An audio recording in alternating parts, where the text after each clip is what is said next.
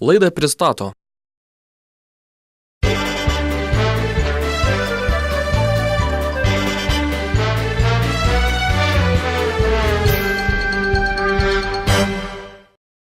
Auksinė mintis. Anglijoje eismas vyksta kaire kelio puse, Vokietijoje dešinę, o Panevėžyje ten, kur mažiau duobių. Plačiau miestelio naujienas aptars Politikių klubas. Labas, kolegė, ar girdėjote naujieną? Na ir kokią naujieną aš čia turėjau girdėti? Taigi va, į parlamentą nebepatekęs krikščionis demokratas Petras Luomanas išsipirko Seimo nuomotą automobilį. Ką padarė?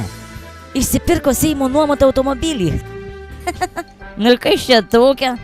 Kaip tai kas tokio? Negražu, negalima. Tu tik paklausyk, dirbdamas praėjusios kadencijos Seime, politikas už parlamentinį veiklai skirtus pinigus nuomojo dizelinę Subaru Impreza. Nu tai kas čia tokia, na? O už šio automobilio nuomą Seimo kanceliarija sumokėjo maždaug 45 000 litų. Ir kai nepateko į naują parlamentą, 3 metų mašiną Luomanas nusipirko už 20 000 litų. Nieko nesuprantu, klausyk. Kągi čia naujiena? Nusipirko žmogelis automobilį, du didelę čia daiktą. Kas nutiko, kas yra? Kaip tai kokia naujiena? Tai juk skandalas. Nu kasgi čia skandalas, žmogui nebegalima nusipirkti automobilio? Galima, bet rinkoje tas automobilis kainuotų dvigubai daugiau, apie 40 000 litų.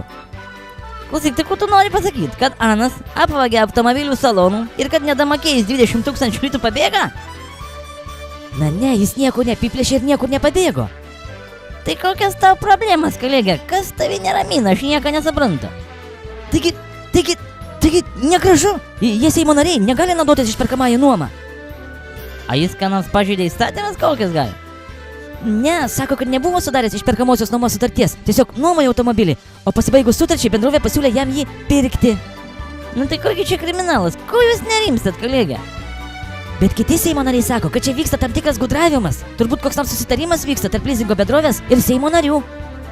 Klausyk, kolegė, bet aš niekaip nesuprantu. A kas tau iš to? Tau ką, pavydas bambų graužia? Kad čia nerimsi, negali ramiai miegoti, kai žinai, kad kitiems sekasi ir kas tau nutyka? Na ne, bet tiesiog... Kas tiesiog? Pasiskaityk, kolegė, apie 7 didžiausias žmogaus ydas, tarp kurių pavydas ir gobšumas. Taigi, kolegė, nebūkit pavydi ir ramiai miegosite vakarais.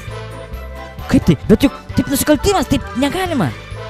Deja, kolegė, tai nenusikaltimas, o tavo asmeninis pavydas. Jeigu ne pavydas, Lietuva klestėtų, o dabar per tų pavydų įvyksta politiniai perversmai, korupcija, skandalai ir taip toliau ir panašiai. Pat jei lietuvis mokėtų suvaldyti šitų jausmų, Lietuva klestėtų. Taip, kolegė, klestėtų. Deja, yra taip kaip yra. Nusipirko žmogelis automobilį. Tai dabar visi užpuolė, draska kaip įmanini, kaip šunys kokie. Ir dar siūlo prokurorus užsiundyti. Kažkoks kašvaras. Atrodo, kad būtų nužudęs tas žmogelis kaikų. Atrodo, gyvenam civilizuotai demokratiniai šalyje, bet elgiamės kaip kokie Mozambiko pirmykščiai žmonės, žudydami vienas kitų, viens kitam gerklai baigdami perkaus. Bjaurus tai Lietuvoje bjaurus, bet viliuosi, kad kada nors išaugs iš tų marškinėlių ir taps pilnaverčiais ir ariais žmonėm.